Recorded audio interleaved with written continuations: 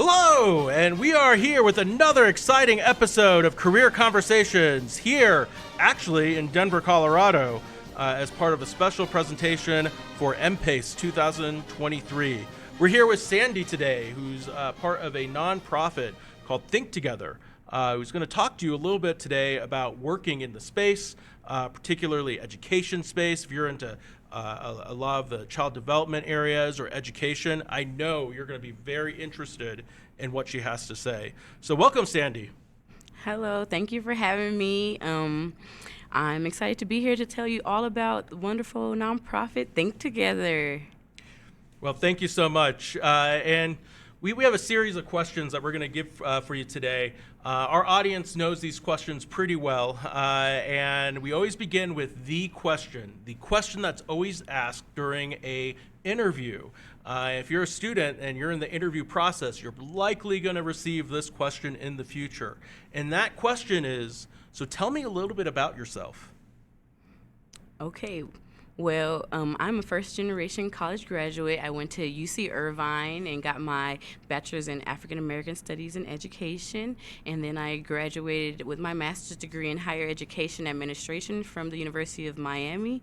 As a first-generation college student, I didn't have the support from my family because they were considered illiterate. My dad was a sharecropper born in the 1920s, and he had a sixth-grade education, and my mom is an immigrant from Mexico, so she used me and my sisters to learn English. So going to college was a roller coaster for me because I really just had to be vulnerable and find out what resources were for me and made sure I take advantage of them. Absolutely. What a story. That you must have heard some things. That's very, very interesting. Quite a history. Right there, impressive history. In terms of your organization, Think Together, are there any ongoing changes and trends within the educational sector that you're excited about in the future? Yes, I'm excited to see how much our organization is going to grow. Think Together has been around for over 25 years. We are an education nonprofit, and the state of California, Governor Newsom has allocated a lot of the funding for expanding learning programs, and Think Together is the largest expanding learning program throughout in the state of California, from San Diego to San Francisco, and we are utilizing those funds to create after-school programs, before-school programs, and just serving the entire state of California to make sure that every kid has a safe place to go after school, before school, during spring break, summer break, winter break, and just supporting children and families who are not able to afford daycare or babysitters or anything like that. Yeah, and I know that child need is something that has been really a concern for a lot of parents throughout the nation, particularly California. I know that childcare, increasingly, a lot of parents are looking for resources to assist with that, particularly after-school programs. So that is definitely an exciting trend to be looking out for in the future. On the idea of trends, in your field, how can current undergraduate students seeking a career in this space be better prepared for these trends in the future? Education right now, it's in a vulnerable place. A lot of teachers have left the field and are aspiring to try something new, and parents and families will still need us despite the changes in the career shifts. So right now, students could prepare for that vulnerable state of, I guess, California is by just being available to make a difference, whether that's going to your local high school or elementary school and volunteering, or joining Think Together and becoming a part-time program leader so you can gain those entry-level skills of supervising, conflict resolution, time management, and many other things that are transferable to many other fields. So it's just about being available and thinking about who did you need when you were in school, what did your parents need, and if you were privileged and didn't need anything, how can you leave the world a better place? Yeah, and I think that's something that's pretty important as well. How can you leave the world a better place? And students, I think you should consider that when you're going out there and seeking out a position. How do you impact the world? How do you make those changes that really help the world? And so, on that, what recommendations do you have for our students and prospective students that may be interested in education? Yeah. I would definitely say think of all options. I know me as a first generation college graduate and I majored in African American studies and education, everyone kind of named my career for me. They were like, oh, so you're going to be a teacher. And I used to get frustrated. I did become a teacher, but only because I remembered getting that question when I was younger and thinking of teacher as the outcome. But I didn't ever imagine working in nonprofit.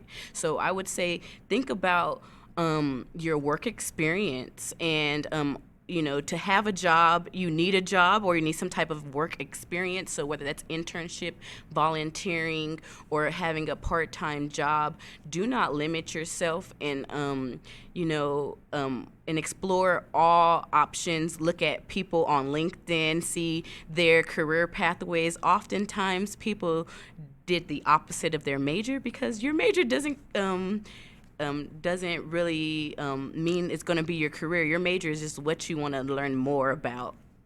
So I recommend you not limit yourself and be vulnerable and utilize those platforms like LinkedIn. You can add me on LinkedIn so you can see my career trajectory and other people's so you can know that the sky is really the limit. So I think that's an incredible response. I hope students are taking notes because that's a great advice. Now change of pace. This is a question I ask everyone.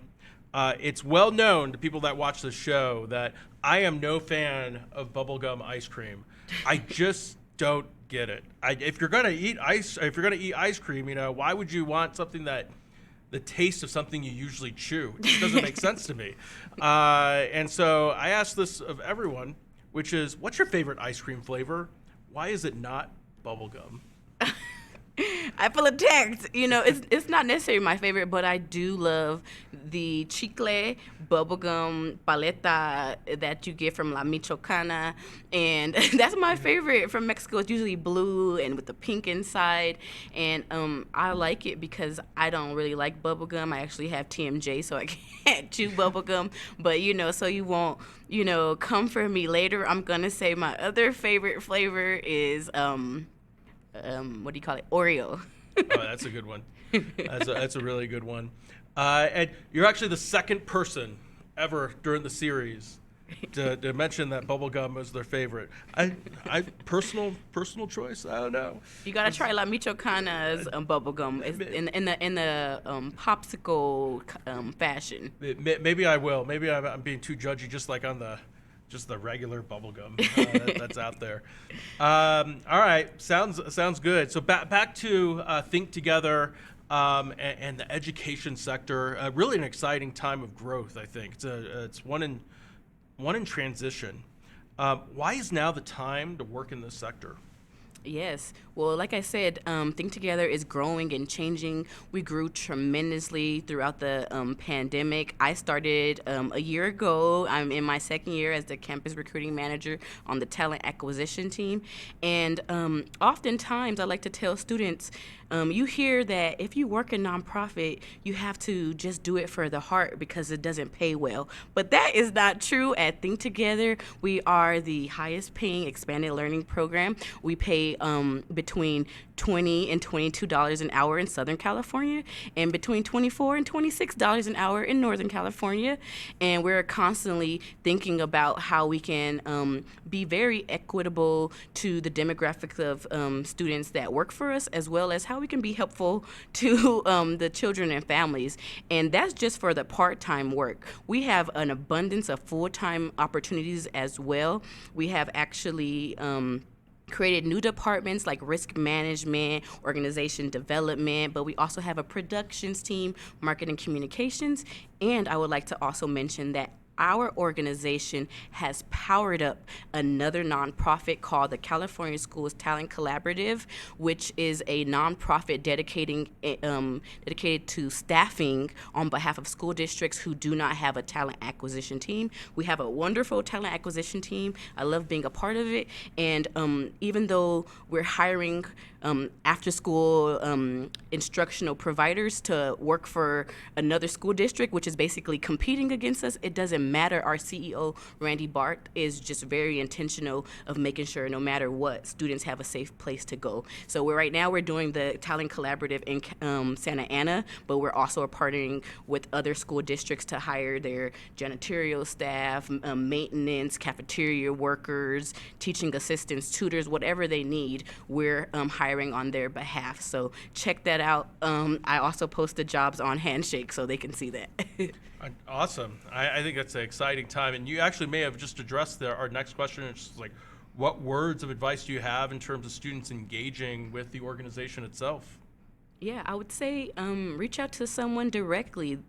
You may not identify with me, but there's someone within our organization you can see on Handshake that piques your interest. Maybe they have a cool hairstyle, or maybe their story is close to yours. They're from your hometown. Reach out to that person. Say who you are. Say how you heard about the organization, and don't be afraid to message us on LinkedIn.